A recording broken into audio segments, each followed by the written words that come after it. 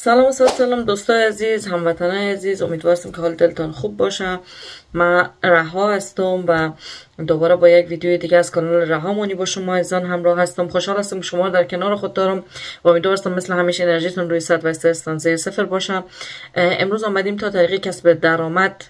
از ویدیوهای کوتاه در یوتیوب را دربارش صحبت بکنیم که باز دوباره من یک ویدیو از توربین دارم که همین اکسپریمنت خودش داشته و تجربیات خود با ما شما به اشتراک گذاشته که بر خود ما هم شخصا بسیار زیاد مفید بود، چون ما هم کار ما در یوتیوب نو شروع کردیم و خوب است که آدم دربارش بیشتر معلومات داشته باشه. اگر شما از این گونه ویدیو دوست دارین دوستای عزیز، ازتون خواهش میکنم که کانال حتما برای حمایت از ما لایک کنین، کانال سابسکرایب کنین و ویدیو رو با دوستانتون به اشتراک بگذارین. بریم ببینیم که چه قسم کار میکنه.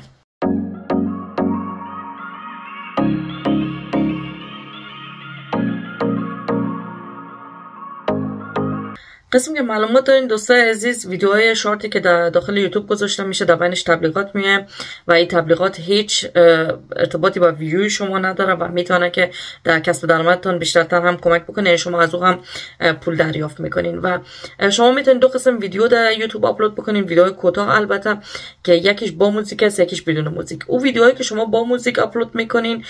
پولی که یوتیوب پرداخت میکنن نصفش برای شماست و نصفش برای اون کسی است که اون موزیک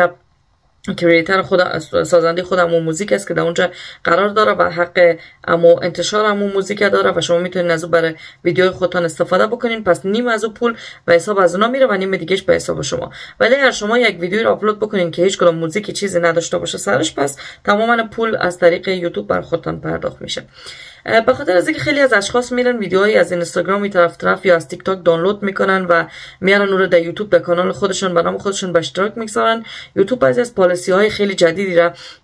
اعمال کرده که چند تاش مثلا من براتون میگم، مثلا از 1000 فالووری که واقعا فیک نباشن، جعلی نباشن، شما باید بیشترتر داشته باشین. شروعش از 1000 است و ای که شما باید اراز هویت دو عاملی شده باشین، یعنی دو پارت برای شما داره که هر جفتش شما باید درست پیش ببرین و تایید بکنین که بله شما اصلا شخصی هستین که وجود خارجی دارین و اراز هویت بکنین و ای که هیچ کدوم تخلفی در یوتیوب نداشته باشین. این ست قانونش بود که بسیار زیاد مهم بود که در صورت شما میخواین که یک ویدیو در یوتیوب آپلود بکنین و از او کسب درآمد داشته باشین، پس این پالیسی ها رو شما باید بگذرانین. و ای که دوستای عزیز، این تبلیغاتی که در بین ویدیو میاد، قسمی که براتون گفتم، چون بعضی اینا پول پرداخت میشه که یا در بین ویدیوهای شما بیاد، پس از اونا هم شما بهره میبرین، چون در بین ویدیوهای شما قرار میگیره و شما اگر یک شخصی باشین که فالوور زیادتر داشته باشین و اونا بخواین که در بین ویدیوهای شما اونا رو قرار بدن و شما باید او کسایی که دنبال کننده شما هستن ویدیو شما رو میبینن و تبلیغات رو هم ببینن، پس همین هم به یک نحوی به کسب درآمد شما کمک میکنه و شما از اون هم میتونین بهره بگیرین. این پالیسی های پرداخت پول که صحبت کردیم و تبلیغاتی که در بین ویدیو قرار داره، یکیش به نام CPM است و دومیش RPM است که یک CPM که است خود اونمو هزینه تبلیغات که خود یوتیوب حق خود هنوز ازش کسر نکرده، قبل از اینکه بخواد حق خود ازش کسر بکنه به او گفته میشه، و RPM یعنی بعد از کسر پول که یوتیوب حق خودش میگیره و بعد از اونش است. ویدیو شارتی که شما میمونین بعد بسیار جذابتر از ولاگ ها و ویدیو طولانی مدت و بلند مدتتان باشه. قسمی که توربین صحبت کرده به خاطر از اینکه خودش یک شخصی است که آلردی فالوورای خود داره، در یوتیوب اکتیو است و ولاگای خود داره، او تونست که مثلا اراز هویت اینا رو بکنه و بیا و بخواد که فعالیت خود در بخش ویدیو کوتاه شروع بکنه. از 153 ویدیو شروع میکنه و قسمی که گفته شده که مثلا ویدیوهای کوتاهی که جور میکنین بعد بسیار زیاد جذابتر از ولاگ ها و ویدیوهای طولانی مدت باشه. مثلا یک ویدیو طولانی رو درست میکنی ولی بعد از اون یک ویدیو کوتاه درست میکنی، یک کمی درباره از صحبت میکنی و لینک از اون در قسمت کامنت قرار میدی تا مردم برن ببینن. اون لینک ممکن است که خیلی از کسان نمیدونن، ممکن ویو بالا داشته باشی ولی خود اصلی اون لینک مثلا کسایی که ویدیو رو میبینن اسکرول کنن بالا، من اصلا در بخش کامنت ها نرن نبینن، از خاطر شانس مثلا دیده شدن او ویدیوی طولانی یا ولاگ هم بسیار زیاد کمتر میشه. از خاطر گفته که باید یک کمی اینجا تغییرات ایجاد بدیم، یک کمی کریتیو باشیم، خلاق باشیم و ویدیوهای جور بکنیم که بیشترتر مخاطبین مشخص خودش رو به دنبال داشته باشه و هیچ ربطی به این ویدیوهای طولانی ما نداشته باشه. و حتی تا یک قسمتی آمده بود و امو ویدیوهای ولاگای خود دیگه آپلود نکرده بود و گفته گفته بود که ببینیم چقدر ویو از اینا بالا میره و دیده بود که اونقدر تفاوت خاصی ندارن. یعنی فکر کرده بود که اگر من هم ویدیو طولانی مدت بخوایم بگذارم هم این ویدیوهای شارت یا کوتاه را بخوایم بگذارم، ممکن است که این دوتا باعث شون که ویوهای همدیگه شون کمتر بشه، در مقابل هم قرار بگیرن، نه در کنار هم. ولی دیده بود که هیچ کدام تغییر زیادی درش ایجاد نشده و از اونم خاطر خب گفته بود که پس مشکل نیست، میتونیم هر جفتش ادامه بدیم. و این که از مردم فیدبک گرفته بود، چون پرسیده بود بگوین برای من که آیا شما راضی هستین یا نه، و فیدبک هایی که براش اومده بود جالب بود. برش گفته بودن که امو تک مارک پس کو و اجازه بده که به خاطر از اینکه بر ما بسیار زیاد خسته کننده است، چون ویدیوهای شارت را هر روز یک دانه گذاشته بود و هر بعد از ساعت 6 بجه و تا که 153 ویدیوش تکمیل بشه در مدت یک ماه.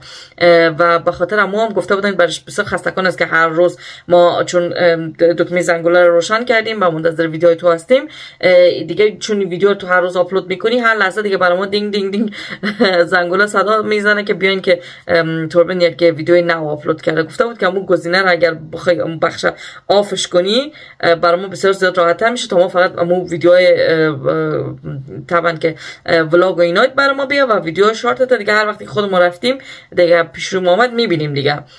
بعد از همین تک مارکی که برداشته شد به خاطر نظری که کاربرا برش داده بودن، فکر کرد که شاید تفاوت زیادی در بین ویوهای قبلی و جدیدش بیاد و اتفاقا دید که نه، اصلا هیچ کدوم تأثیری نداره، به خاطر از اینکه در اون صورت ویدیو بر تمام فالووراش بازنشر میشه، ولی وقتی که تک مارک برمیداره پس ویدیو میره به خود الگوریتم یوتیوب او رو در جای قرار میده که بتونه علاقمندای خاص خودش را پیدا بکنه و اون کسایی که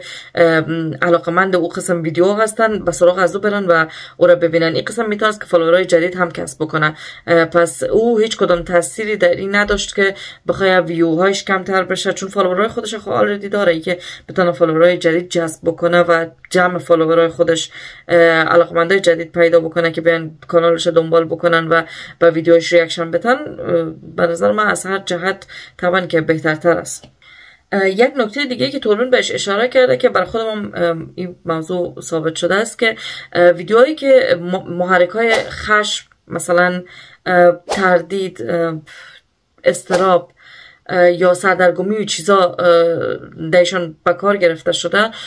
از بازخورد بالاتری و بیشتری برخوردار هستند و ویدیوهایی که مثلا خودش آمد درباره یک ربات گجت یک ویدیو درست کرد بازخورد زیادی نداشت، ولی وقتی که رفت در بخش انگلیسی زبان سرچ کرد یک شخصی به نام روم را پیدا کرد که در ویدیوهای شورت بسیار زیاد مشهورتر است و دید که او فقط میاد در ویدیوهاش یک نام غلط تلفظ مثلا ایلان ماسک یا نمیفهم دونالد ترامپ نامه رو درست تلفظ نمیکنه، آنقدر بازخورد داشته چون کانال خود این شخص روم در تاریخ 31/3 باز کرده و تا نشست 686,000 فالوور در کمتر از یک سال جذب بکنه و این نشان دهنده از این است که واقعا مردم دنبال چیزایی هستن که بیشترتر خشم و اضطراب و سردرگمی یا رو به نمایش میگذارن، نه چیزایی که دنیای دیجیتال است و چیزایی که مثلا میتونن ازش واقعا یک چیز مفید یاد بگیرن. این چیزا در ویدیوهای شارت واقعا بسیار زیاد رول دارن و کسی که بتونه امی خشم و نفرت مردم و کامنت های جنجالی و که قدر هیت بگیره و قدر مسخره شوه اینا رو در گردن بگیره میتونه بسیار زیاد خوب در سوشال میدیا چشم خدا بر همه از اینا ببنده و راحت کسب درآمد بکنه. فقط باید یک طریقه پیدا بکنه که چه قسم خدا مسخره بسازه، مسخره مردم بسازه و کاری بکنه که چیزای مزخرف جور بکنه، اما خدا که بتونه احساسات مردم رو تکان بده و اون مردم که هیت برش میدن اما فالوورش هم هستن، پس او هیت میته یا لاف میته با حال از این فرق نمیکنه، فقط کسب درآمد خودم میکنه و این چیزایی است که فعلا واقعا در همه جا در سوشال میدیا ما میبینیم. در مقابل اونمو ویدیوی ربات گجتی که خودش درست کرده بود و انقدر ویو و سابسکرایب پایین گرفته 52 نفر بود، نمیفهم چقدر بود، این اومد از روی نمی روم یک ویدیوش کاملا کپی کرد، دید که چه قسم او امی ویدیو را جور کرده، اومد به شکل اونمو فیکس اونمو طریقه به زبان آلمانی همون ویدیو کوتاه را درست کرد و به اشتراک گذاشت. باور میکنین که گفت که 1.3 میلیون اگر من اشتباه نکنم بازدید کننده داشته، یعنی ویو داشته و 575 سابسکرایبر تانسته که اضافه بکنه به سابسکرایبر قبلی خودش و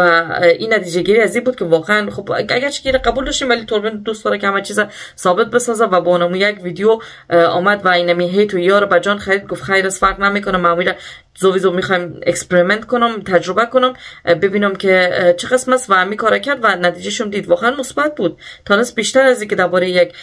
چیز درست حسابی معلومات میده. اینجا فقط با یک ویدیو مسخره که او درست کرده بود از روی از بخوای کپی پیست بکنه و همونطور یک ویدیو رو جور بکنه و اونقدر سابسکرایبر بهش اضافه شه و بتونه کسب درآمد بکنه. و نگفته نمونه که حتی درباره از این صحبت کرد که یک ویدیو رو درباره کوکاکولا خودش آپلود کرده بود و گفته بود که کوکاکولایی که در مکدونالدز است مثلا مزهش بهترتر از کوکاکولاهای جاهای دیگه است و آنقدر هیت گرفته بود، آنقدر نژاد پرستی شده بود همراهش و گفتی برای من بسیار زیاد جالب است چطور اشخاص میتونن آنقدر بیکار باشن، آنقدر علاقمند باشن که درباره یک ویدیو آنقدر هیجان زده بشن که بیان یک رفتار نژاد پرستی، الفاظ رکیک، مسیجای هر قسمت، کامنت های هر قسمت، دایرکت های هر قسمت برای یک شخص بتن، در حالی که ما درباره کوکاکولا صحبت کردیم و او سازنده کوکاکولا اونجا نشسته پول خود کمایی میکنه و اصلا در قصه این موضوعات نیست. ولی سعی کو که مثلا مردمای عادی فقط به خاطر یک ویدیو کوتاه چه قسم عکس العملای خرابی نشان میدن و چقدر مثلا هیجانی برخورد میکنن، در حالی که اصلا ما به خود شخصی اونا چیزی نگفتیم. ما درباره کوکاکولا گفتیم، ما به شخصی یا مذهبی یا نمیفهم هیچ رفتار نژاد پرستانی نبوده، فقط من نظر شخصی خودم درباره کوکاکولا را گفتیم و از مردم این قسم مثلا یک بازخورد را پس دوباره گرفتیم. دوستان عزیز و عالی رسیدیم به قسمت آخر ویدیو و میفهمم که نتایج همیشه در آخر ویدیو گفته میشه. من اینو متاسفانه باید از روی بخونم بخاطر که اعداد زیاد است، نمیخوام که از پیشم اشتباه باشم. خب 153 ویدیو گفتیم که ویدیوهای کوتاه که اپلود کرد و ویدیوهاش تمامش وایرال شدن. مقدار تقریبا 17 میلیون ویو خورد ویدیوش و 26 میلیون تقریبا در خود فیت ویدیوش نشان داده شد چون ویرال رفتن و این ویدیو از تاریخ 1/2 تا تاریخ 7/3 تمامش اپلود شده، یعنی مقدار پول و درآمد و ویو و همه چیزی که هست برای نمی مدت زمان است و این 26 میلیون در فیت نشان داده شده به معنای از این است که 67% از 100% او کسایی که ویدیو را دیدن کاملا تا با آخر ویدیو دیدن و این قسم نبوده که فقط اسکرول کنن بالا پایین برن و مقدار 872,000 لایک داشته ویدیوهاش تمامش با هم 153 ویدیو و 18,000 سابسکرایبر جدید گرفته و مقداری که ازش درآمد کرده بر از 17 میلیون ویو 697 یورو بوده. من فکر میکنم یک ذره مبلغش کم است نیست و این را اومدم مقایسه کرده که مثلا اگر یک ولاگ بخوای بگیری، یک ویدیو طولانی‌تر بخوای درست بکنی، پولی که ازش مثلا درآمد میکنی بالاتر از 8,000 یورو است و این در مقایسه با او یک ذره پایین‌تر است. ولی نظری که خودش داشته ای است که خب این کسب درآمد خواه است، یعنی واقعا بوده و از این طریق میشه که پول به دست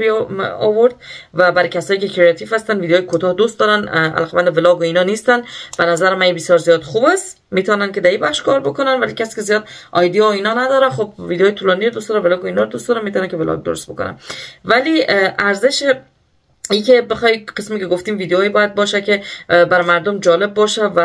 قسمی که خودش هم نظر خودش را بیان کرد،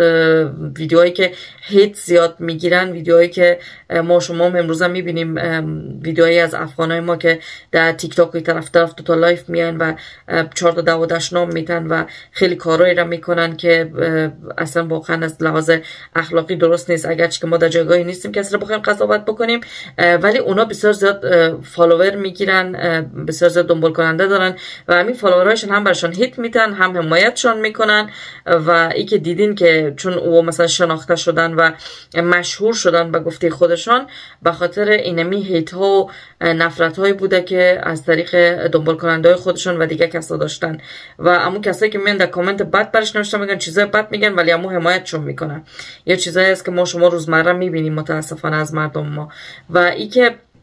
یک کس که میاد یک ویدیو درست میکنه که مثلا یک چیز آموزشی باشه، یک چیز انگیزشی باشه یا بخواد یک معلومات چیزی براتون بده که کاملا رایگان هم هست و هزینهش تمامش فقط یک لایک است، یک کامنت است، یک انرژی مثبت است که شما بخواید بتین. به شخص مثلا خود من یک دختر افغان هستم و خیلی دخترای افغان دیگر هم میشناسم که اونها هم در خیلی از بخش آموزشی مثلا ویدیو اینا جور میکنن، ولی با آسانی ما لایک نمیگیریم، با آسانی ما سابسکرایبر پیدا نمیکنیم، دنبال کننده پیدا نمیکنیم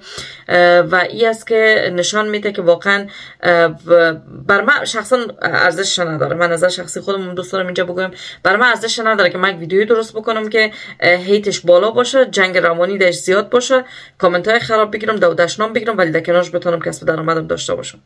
نمیخوایم. ترجیح میدم که دنبال کننده های کمتری داشته باشم، ولی تمامش کسایی باشه که مثل خود من یک هدف دارن و ای که کسایی نباشه که بیاین و فقط یک مسخره بازی من داشته باشم، از من حمایت بکنن و هرچی که برای من بگن، هر چقدر من توهین و دشنام بکنن، با حال من فرقی نکنم و فقط در من مهمی باشه که خب خیر اسم کسب درآمد میکنم چه اهمیتی داره. بعضی میتونن چشم گوش خود سر از این موضوعات ببندن، ولی متاسفانه من این کارو کردن نمیتونم. خب دوستای عزیز، میراثم ویدیو طولانی نشده باشه. مثل همیشه تشکر میکنم از همراهی شما، از اینکه شما ما را با لایک و سابسکرایبتان حمایت بکنین. ممنون میشم ازتان و اینکه اگر ویدیو دوست داشتین مثل همیشه به دوستاتون به اشتراک بگذارین و امیدوار هستم که روز و شب خوبی داشته باشین و همیشه دلتان مملو از شادی و خوشحالی باشه. تا درودی دیگر، بدرود.